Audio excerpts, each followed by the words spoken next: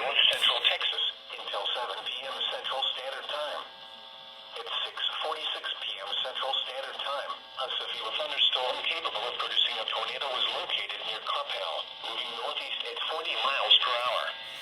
Hazard: tornado.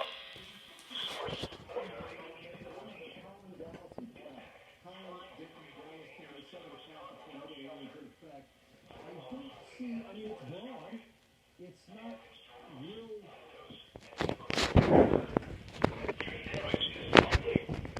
This dangerous storm moving near. Farmers Branch around 6:55 p.m. Central Standard Time.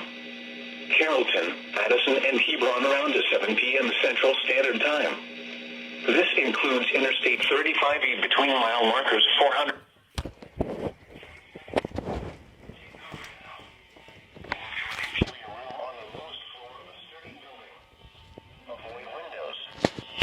Outdoors, in a mobile home, or in a vehicle, move to the closest substantial shelter and protect yourself from flying debris.